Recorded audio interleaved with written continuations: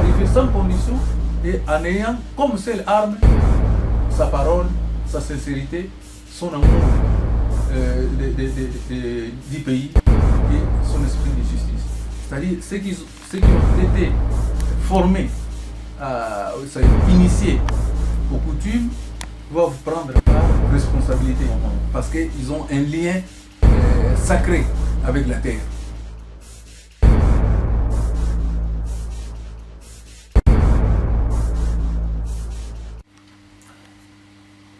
Mbote batata mama bandeko, le 7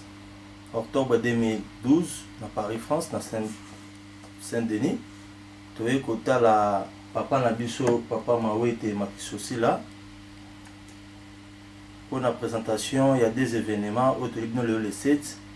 sortie officielle, il y a site na biso Congo de demain pour Bolanda biso malamu. Bolanda biso na site na biso torope s'adresse et aller www.lecongodedemain.com. Na sorti à livre dans quelques jours titre nango Ingeta oyo bana ya Paris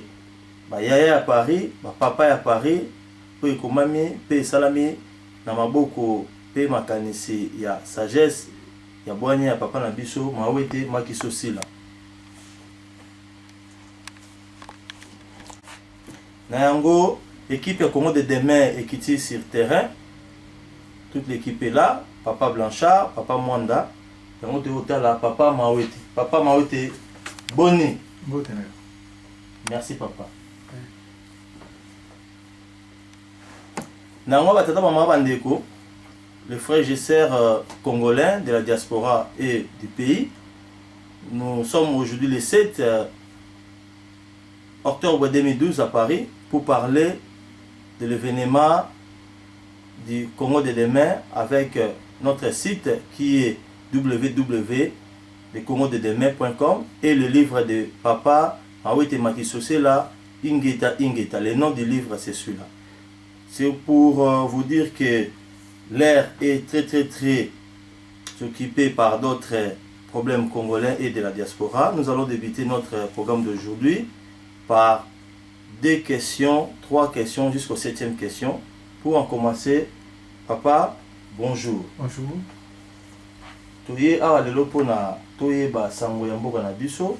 Pamba te tomoni mobulu na mboka, kokabwana, bolingo eza lisusu te, même awa na poto, sur le plan politique, guerre de génération, conflit entre la mouvance, conflit entre le pouvoir, conflit entre l'opposition, conflit et division entre tout le monde, même la diaspora, les combattants à gauche, à droite. Nango papa de Ntoyeba, Combo ya Congo, et Kobik Sabiso, le nom du Congo peut nous aider, le nom Congo avec K. Voilà les première question. Et Ntoyeba, Panayo, papa na biso, tant que Bambuta, papa na biso, pour na Combo ya Congo avec K. Première question. Alina lobaboye omoni bakoko balobaka nani kombo ezali lokola mosisa ya nzete po ezala malamu nzete etambolaka te kasi nzete eza na bomoi eliaka esika oyo etelemeli esika yango bimaki eliaka kaka esika wana esalamaka monusu esika wana po ete nzete ntango eza kokola nzete eza kokola misisa nango mpe ezali kokola eza kokota na kati ya mabele po ete ntango mbonge ekoya nzete ekoya te ezali ndenge moko na biso na kati ya libota ya Congo to libota ya Afrique. Kombo Congo ezali kombo monene na kokutana nyonso toza kokutanaka na kati na biso awa tovandaka na libanda nazali koloba ete na kati ya kombo Congo okomona ete Congo elingi koloba ngo ndambo nani bato oyo semblable de léopard moto oyo akokani na léopard toza léopard eza nani ngo na Kikongo babengaka ngo na ngambo mosusu ya Congo na likolo babengaka ye nkoi, ngambo mosusu ya Congo babengaka ye ngoi. Ezali kaka moto moko. Mabele oyo toza nango eza mabele ya nani, ya léopard, yango wana na kati ya kombo wana tango bakoko batambolaka kouta na nani, na Egypte kino baleki Zimbabwe, bakoti na Afrique du Sud, babuti bazwi nzela ya Namibie, bakoti ti na Angola, ndambo bakei ti bakabinda likolo wana ti na Bagabon. Na tango basalaki kotambola batambolaki wana bambula ebele balobaki ete kombo ya Congo ezali kosangisa konga. Papa nakati maloba te nalandi na bokeli nyonso tout comme tu as dit papa, puisque l'émission est bilingue, un tout peu lingala, un tout peu français. On veut savoir, tu as dit l'homme Congo est semblable au léopard. Et dans l'histoire du Congo ou du Zaïre, Congo-Zaïre à l'époque, tout le monde on a vu Nathan Mobutu par exemple, à chapeau il y a léopard, mais le drapeau il y a Zaïre en haut, léopard à Zagité, et puis l'explication claire dans la génération, il y a Sema, il y a Tina Mobutu en haut à léopard, Tina na passeport na biso, tout ça signe à léopard, Moutou à léopard, et puis rôle de l'on c'est n'engini ni pas batté, babamona maramba léopard wana bazo comprendre te, pouvoir en place bazo expliquer ba tout léopard lingo lobani, or que maramba léopard wana so d'hôtel ne lobi ko banda Égypte, si bon Mobutu baya, donc il y a eu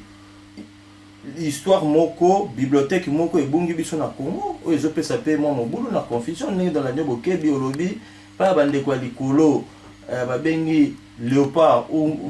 koi na se babengi ngo côté ya ba Matadi ba Boma ba Yombe, côté ya ba Kasai ba Katanga babengi ye ngoi. Oh olobi ngoi na donc ngoi na se nango na koi bazali mutu moko. OK, donc to ba net na ba Congo tina Katanga bazaka ga famille moko. Congo mobimba ezali libota moko kobima pe na kati ya Congo po lelo oyo tango bapaye soki nani ozwi tango mindele bayaki bakutaki biso mabele oyo ya Congo ya tango wana ezaki na bokonzi azaki roi monene mabele ekendeki mosika bato ebele tina lelo oyo bayibi ete na kati na mboka nango bazali bauta Congo. Alors lenal babuyi kolata kozana elembo oyo na lokota ya français balobaka totem bendele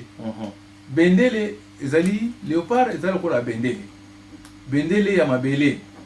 ezali léopard po nini soki otali ti na tango wana ba pharaon bazali kolata ni poso nyama basango oyo ya makasi baza kobenga bango sem soko ozwi na Kikongo sema elingi koloba créer. Alors l'Égyptien ancien balobaka sematawi elingi koloba mokonzi oyo kombo na ye mena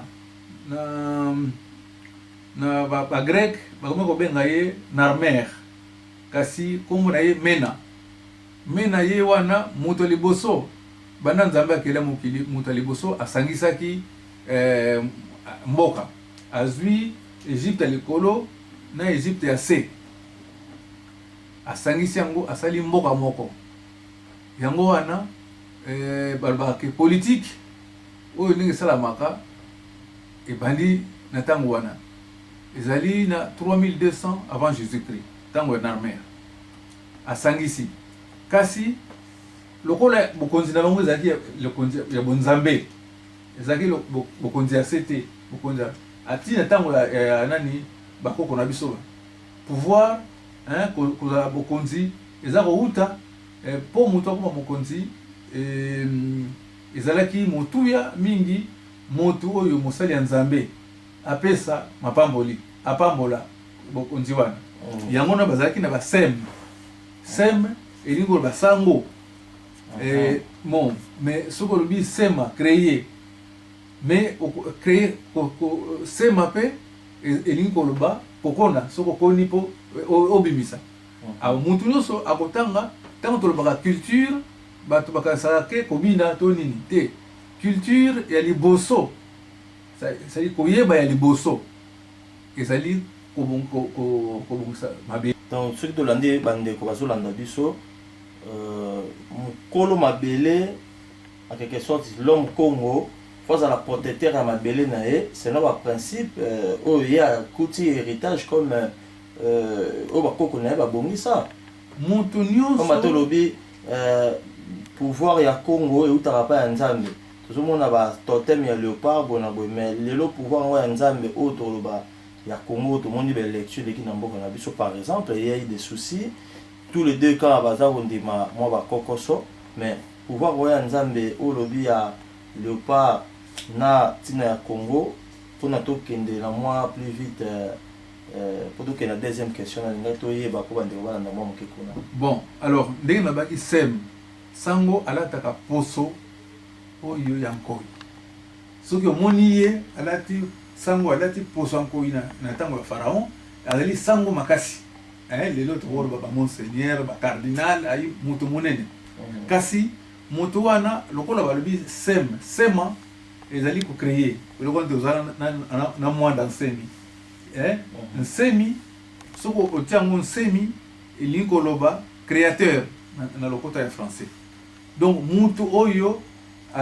abongisi akela nsemi azali mokeli mwanda nsemi elingi koloba molimo oyo ya molimo ya mokeli. Omoni donc l'esprit du créateur. Elingi koloba ndenge wana. Alors tina sisa likambo ya koyeba Congo yango wana bato na bato esika bavandi bazaka na bendele na bango bendele ya liboso ya mabele na biso wana to drapeau ezalaki ena elembo ya nkoi biso tozali makasi ya nkoi. Maintenant apesaka pe kombo ya ebale ya monene wana ebale bakobenga ebale ya Congo po eza na kati ya mabele oyo bokonzi eza na bendele ya léopard. Omoni ete banda likambo ya léopard wana ya yango to ngoi euti mosika mpona bakoko na biso kombo wana lokola twali bato mabele moko bato babengi yango nkoi bato babengi yango ngoi bato babengi yango ezali kaka ndenge moko mpona nini olie tolongola kombo ya Congo totia yango nkoi tolongola kombo ya Congo totia yango ngoi mpona esalama ndenge wana te. Bon nalingi naloba boye soki mokonzi mboka moko esalami mboka na mboka ezalaka na esika moko engomba moko oyo batikaka po esika mokonzi ya bakonzi ya mboka nyonso wana bavandaka capital yango na kati ya capital ya biso ya ntango oyo Congo ya kala ezalaki capital ezalaki Mbanza Congo yaki ezali sikoyo na Angola. Bomoni ete soki tozalaki na kobatela bokoko na biso esika wana lokola tokomi na bonsomi ezali esika ya kozongisa mabele ya kozongisa kotia engomba ya munene po ete bokonzi ya solo elanda nzela ya ndenge bakoko batikilaki biso. Omoni wana ezaka lisolo po kotia nani léopard kozala na nani tozala na tina mingi ya kobatela kombo wana yango tozala na kombo wana ezali kopesaka biso lisanga esangisi biso na kati ya mabende na biso kaka kombo wana bato nyonso bayebi ete bendele na bango ezali ngo bazali ebele okomona kutu okende ti lelo na Afrique du Sud po ntango banani bapaya baye bakaboli biteni ntango bakaboli biteni toyebaka lisusu te omoni mutu oyo ndambo ya libota eza na Congo Kinshasa mais ndambo ya libota eza na Angola okay esika mosusu okuta ndambo libota eza na Zambie, ndambo libota na Rwanda kino ndenge wana. Biso nyonso na bato ya Rwanda tozali na biso ekolo moko, mais ezali kozanga bososoli moni ntango tososoli toyebi bonkoko papa na bandeko bazolanda so ya Congo de demain olobi na biso tina ya Léopard azali kosangisa pe aza na totem mabele nyonso tuna ya bayindo to ya Afrique Rwandais Ugandais olobi bazali pe na totem wana na ndenge ya kala so babimisi yango so batuni Paul Kagame makambo oyo Paul Kagame azala capable bazwa histoire wana to sangisa yango pona toluka moi voies et moyens pona unité ya bandeko ya Congo pe Rwanda po ba valeur ya makambo c'est très important. Nani tolandaka moi histoire avant conférence de Berlin tozaki bandeko awo olobi likambo moko o bandeko bazolanda soki kopesa solution après francophonie na ba processus ya la paix pe unité au biso Congo le demain tokoya na Kisasa na ba travail do bandaki depuis le 19 juin 2012 na Paris et na événement monene oyebi ya conférence Congo ou l'homme noir originaire où ezalaki le 29 septembre où ezalaki organisé par les Congo de demain JCK et la Pareco où yomozaki intervenant comme conférencier. Donc moi explication bon na linko lo baboye soki moto ya akendeki kelasi azwi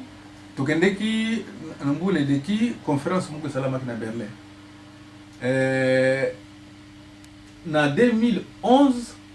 date ya 15 novembre ezalaki exactement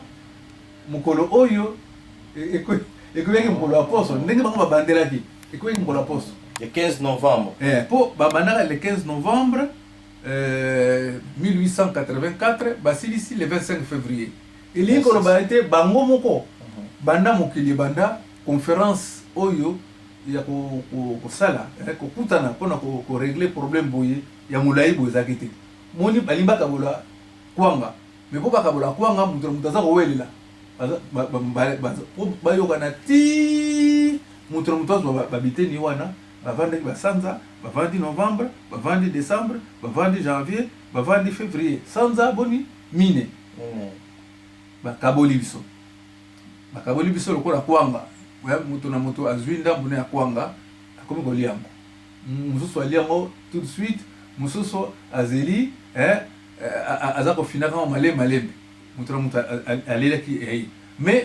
ya koyeba ete biso soki otali na ntango ya kalakala Uganda ezalaki te Rwanda ezalaki te Burundi ezalaki te nyonso wana biso kaka bato mabele moko kaka bana moko kaka biso tokoli na Kinshasa na bane 60 70 nayebi encore tozalaki na bandeko Rwandais baza kotangisa biso na kati ya université kuna na bauniversité Rwandais Burundais bazalaki batanga kuna Tchadien Angolais bato ya mboka na mboka bakotanga kuna donc bitumba ezalaki te yango wana naza na eliki ete bitumba wana ekokosila ndenge nini papa pokuna baoluka solution biso pe Congo de demain ezoluka solution yango wana tokomeka koya pe mwa mboka Kisasa komeka koya na libanga ndenge olobi ya totem ya Léopard oyo ya bakoko na biso yango tokoya nango tosengi na bandeko oyo baza na nsima ya papa Etienne Tshisekedi tosengi na bandeko oyo bazali na nsima ya ndeko Joseph Kabila na ba valeur culturelle tozoloba message oyo ya malamu oyo mpona toluka solution bitumba ekomema biso nulle part koswana ekomema biso nulle part. Est-ce que message oyo ya bato mibale ba grande personnalité politique ya Afrique pe Congo bato totangi bakombo bandeko wana bapapa wana est-ce que bakoki kozwa solution na makambo ya Congo avec histoire na yango ya yango oyo eza Léopard ou pas biso Congo de demain totuni explication pana papa mawete ngai naza na kaka motei naza chercheur naza na nani na koloba te naza na makasi ya politique te kasi bakoko bazalaki koloba nini oyo soki likambo ezali mutu abandaka na makofi azali mutu oyo aza na foti po mutu afoti soki aza na kamwa makasi abetili yango likofi mutu oyo aza na raison ata aza na makasi abetaka likofi te yango wana nakanisi eza likambo bango bavanda kasi ndenge bato ya conférence de Berlin bakabolaki mboka lokola kwanga ebongi teke bana mboka lisusu bazala na ezaleli lokola bato ya conférence de Berlin. Nalina expliqué nani po ndeko bazali wana ayoka pe nani. Les comportements des hommes politiques africains ne doivent pas être semblables à ceux des Européens de la conférence de Berlin. Comme pays aussi à citer. Comme au niveau des pays. Non, je suis en train de dire que lorsque ils veulent régler des problèmes, ils ne vont pas le faire comme si c'était à la conférence de Berlin. Parce qu'à la conférence de Berlin, chaque puissance a défendu son pain et voulait avoir sa part du gâteau. Donc l'Afrique était un gâteau. Et les générations actuelles, ceux qui sont aux responsabilités, doivent comprendre que les bons comportements politiques voudraient qu'eux, ils reviennent aux démarches que nos ancêtres utilisaient. Il faut revenir à la table de négociation, se voir tout le temps, continuer à parler, utiliser toutes les compétences nationales. Parce que c'est ça. Et la politique qui doit être menée doit être une politique qui n'engendre pas de frustration. Lorsqu'il y a des frustrations, qu'il y a des censures, qu'il y a des peurs, d'un côté et de l'autre, les opposants ne sont pas là pour que ceux qui sont au pouvoir échouent. Ça aussi, il ne faut pas faire échouer. Parce que lorsque vous faites échouer ceux qui sont au pouvoir, eh bien, vous freinez, vous bloquez le pays. Mais ceux qui sont au pouvoir eux-mêmes doivent se rendre compte qu'ils ne sont pas propriétaires du pays, qu'ils sont gérants. Hein? Ils sont des gérants des biens communs. Et donc, c'est un changement d'attitude qu'on peut avoir que en copiant la tradition ancestrale, on va avancer très très vite. Il faut venir dans ces négociations sans condition. Il faut arriver sans condition et en ayant comme seule arme sa parole, sa sincérité, son amour du pays et son esprit de justice. Ça c'est bien. Merci papa pour la question et réponse. Là maintenant on passe vite fait pour la deuxième question. On a une grande personnalité universelle qui s'appelle Papa Simon Kimbangu, qui était né le 12 septembre 1887, aux alentours ou 2 ans après la conférence de Berlin, et il est mort le 12 octobre, qu'on va célébrer cette année 2012, le 12 octobre. On sera à Kinshasa, nous, Congo de demain, pour parler en quelque sorte le processus de la paix que Papa Kimbangu avait réincarné en lui pour l'homme Congo et l'homme noir en particulier, pour que l'univers soit, ou l'humanité soit dans l'harmonie parfaite d'antan. Et nous avons voulu savoir le nom de Kimbangu peut nous aider, ses pensées et sa mort le 12 octobre 2012. Quel est le message que nous, de la diaspora, nous, les Congolais de demain, on va passer à la famille congolaise qui reste au pays? Je crois que, comme j'ai parlé tout à l'heure du Congo, avec l'unité par les léopards, avec l'utilisation du terme SEMA, créateur, donc on voit aussi, hein, donc, la langue ne trompe pas, parce que c'est une grande archive. Et Papa Simon Kimbangu porte un nom, il est témoin. Parce qu'il y a le terme Mbangu, et il a vu, par exemple, si on coupait Mbangu, pour témoigner, nous on dit, c'est les paniers qui est utilisé pour faire les offrandes à Dieu. C'est ce qu'on appelle Mbangu. C'est les paniers, hein, l'hostie, les paniers d'hostie. Et maintenant, ce qui est contenu sert de témoin. Et ça donne Kimbangu. Donc c'est un témoignage. Moi, dans mes recherches, je suis arrivé à la conclusion que Simon Kimbangu veut dire, enfin, Kimbangu veut dire bonne nouvelle. Voilà, c'est la conclusion que j'arrive. Et comme c'est une bonne nouvelle, en utilisant le peu de connaissances que nous avons en égyptien ancien, et récupérer les termes Simon. Parce que Simon, les gens, ils pensent que c'est une langue étrangère. Mais les Européens aussi ont beaucoup pris. Lorsqu'ils prennent, ils ont domestiqué, c'est-à-dire mis dans leur langue des termes qui viennent de la vallée du Nil. Et on sait que ça, Amon, c'est le nom de Dieu, hein, qui est Amen, qui veut dire Amen, qui veut dire Imana, ainsi de suite. Donc, fils de Dieu, ça, Amon, Simon, donc fils de Dieu, vous voyez, Simon donne fils de Dieu. Je dis, si on veut spéculer en égyptien ancien, parce que pour avoir Sarah, par exemple, on pense que c'est en hébreu. Non. Ça, c'est enfant ou fille. Ra, fille de Ra. Ça donne Sarah, fille de Dieu. Donc, papa, et donc, la façon que Simon va donner fils de Dieu et du Dieu Amon. Et Kimbangu, ça donne la bonne nouvelle du fils de Dieu. En fait, Simon Kimbangu. Donc, papa, bandeko bazolanda biso Congo de demain tozana kosepela. La signification du mot Simon Kimbangu, tondo ko la lingala, ndenge papa asali recherche na ye et Kimbangu, Simon Kimbangu epesi mwana ya nzambe pona témoignage ou bonne nouvelle. C'est l'option na lingala et puis likambo Saro lobi sa a ra eza non étrangère te, Simon pe eza non étrangère te po bandeko ebele bakanisaka so lobi Simon Kimbangu a okoti sina mama kimundele. Lelo papa tete la biso ndenge olobi na français tout à l'heure pour na to avancer bon to kota na ingeta livre oyo eko simba biso awa na Congo de Demettre ke non pe na mboka pour na représenter. Bon, na profiter ka pona koloba. Omoni lelo oyo soki oza kotanga Bible tozalaki na ba discussion mingi tozalaki nango mikolo oyo ba jeune ebele balingi sous Bible te.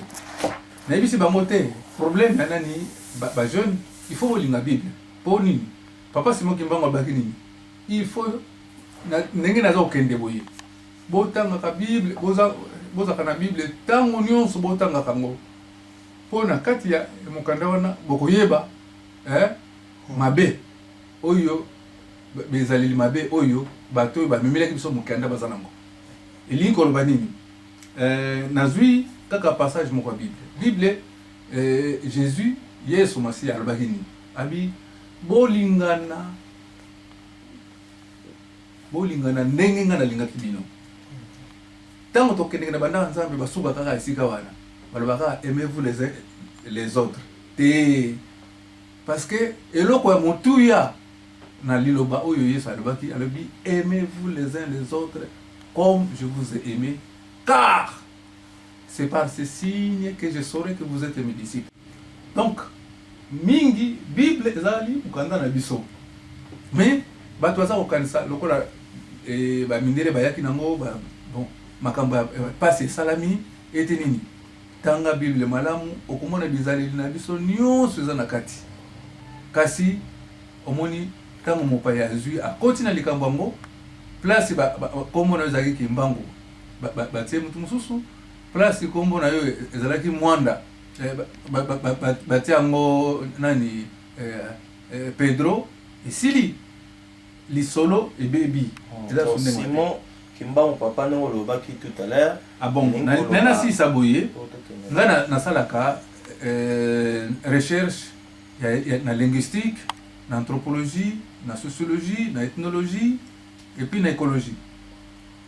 Bon, na domaine wana tango na tangi na koti na mozindo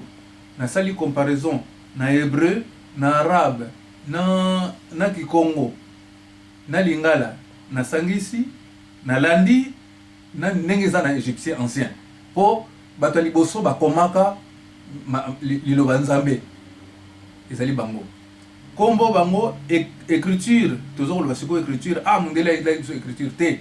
bakoko na biso basalaki écriture bakoko na biso wana écriture ya liboso ezalaki mérotique écriture ya suka oyo epesaki baécriture nyonso ya monde ezali égyptien ancien na égyptien ancien soki olobi sa elingi koloba mwana bon ra elingi koloba nzambe soki ozwi sara elingi koloba mwana nzambe omoni eloko ekolakisa biso ete mwana mwasi wana soki azalaki mopaya kombo azalaki nango ezali kombo bakoko na biso seke babatisaki ye na kombo bakoko na biso ye moko abraham kombo na ye uti wapi abraham na lokota ya égyptien ancien soki balobi ab wana ib ezali elingi koloba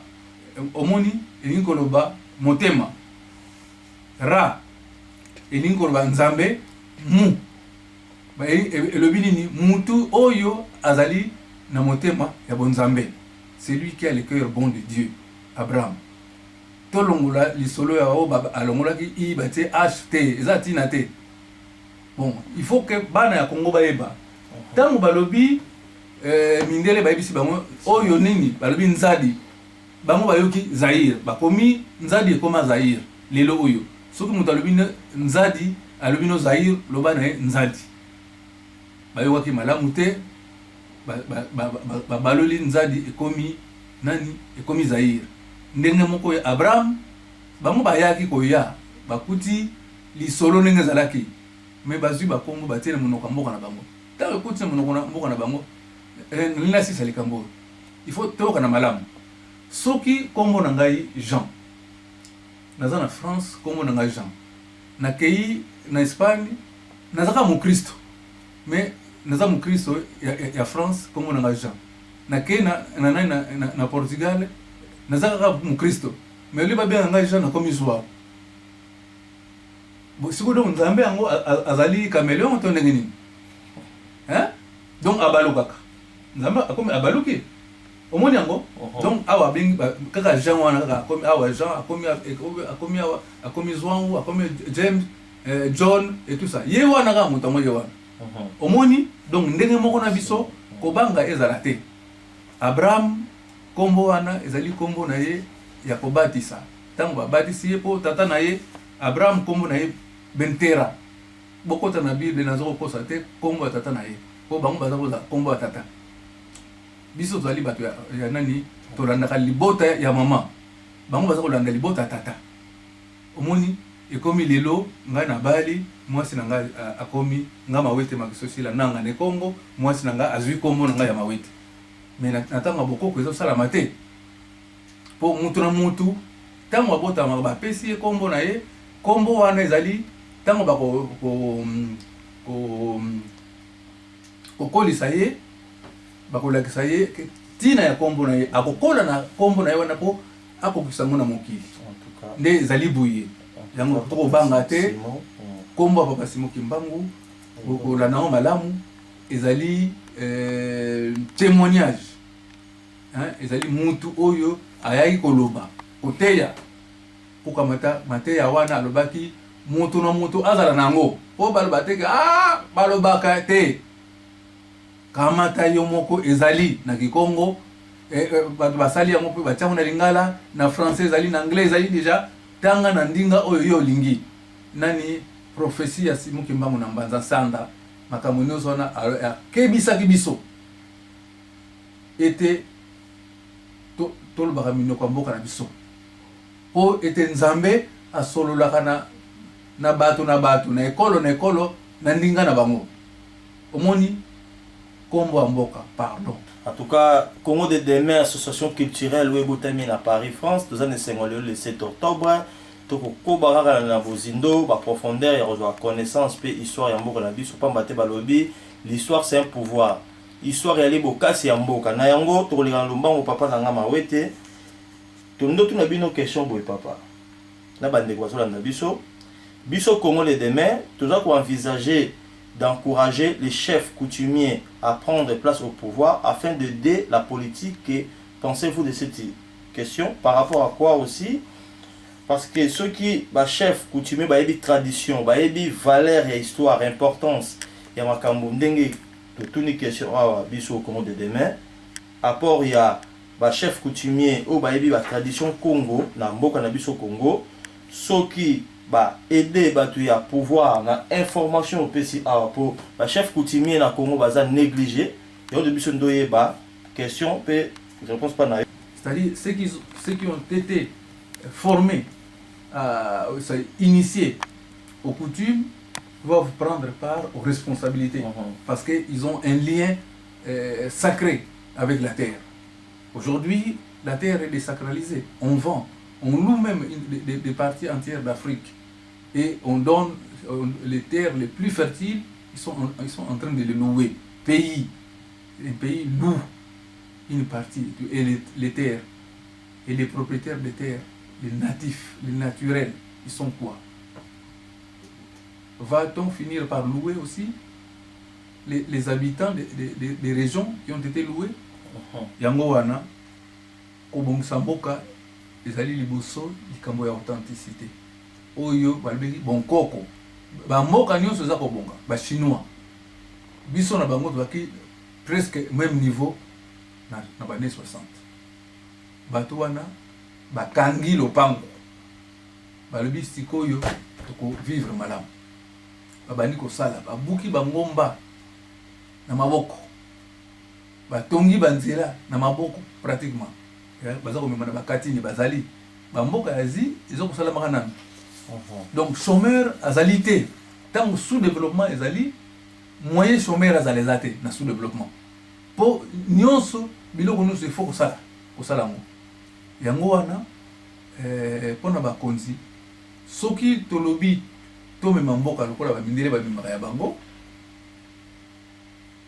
tozwi bambeba oyo toza nango sika oyo nga nandimaka te ke bakonzi ya afrike baza milema mabe nandimaka yango te kasi nzela oyo soki olandi nzela ya mabe nzela ya mabe epesaka kaka mabe un mauvais chemin ne donne que de mauvais résultats biso tokoki kosala ndenge bamindele te nous on ne peut pas faire comme les Européens parce que ils ont leur mentalité et ils ont un environnement qui répond à ce type alerte de comportement. Et on voit dans la nature justement les kamboya totem wana partout au moni ce que moni congolais mutu mwini nazo tambola mindele batala kabiso ba otala na étonnement pour biso to tambola kaboy otali léopard biso to lion au moni ka mutu mwini tanga za tambola azani yemo comme a ko tambola kaboy ezandenge nini au moni ezali léopard azali mutu oyo azali na noblesse azali noble azali mutu oyo azaka na lofundo te kasi nde azali mutu oyo ya bwanya azana kimia azana na bososoli na kitwali unité alors en tout cas azali na bolingo lelo Congo de demain to sepeli mingi yango de toke na lombango pe étape ya suka oyo touti na tina ya kombo ya Congo boyebi ndenge papa ngota répondre biso tina ya kombo ya papa Simon Kimbangu ngolo baraka fils de Dieu pour na bonne nouvelle pour na mokili mobimba na yango tondo sukisa tozui conseil ya Congo de demain ndenge tolukaki toyeba ba chef coutumier ba pesa makasi na politique tozui explication kitoko et conseil oyo biso génération lelo oyo tozolanda nzela ya bakoko na biso ndenge fallait ezalela mpona drapeau ya Congo même mpona ngai mpe bandeko misusu bapapa ntingi barismo Congo bares kazadi bandeko ebele oyo toza kozela makambo ya tata Simon Kimbangu ndenge alakaka biso drapeau ya Congo ezala na léopard pamba te ezali makambo elobamaka bapapa kasavubu bayebaki makambo oyo bamama Kimpavita bayebaka makambo oyo mokonzi oyo tokozela tokomona drapeau ya léopard na kati ya mboka na biso oyo na kimbangisa balobaka bendele ya nzambe kopepa bilaka tata Simon Kimbangu donc papa maloba na yo ingeta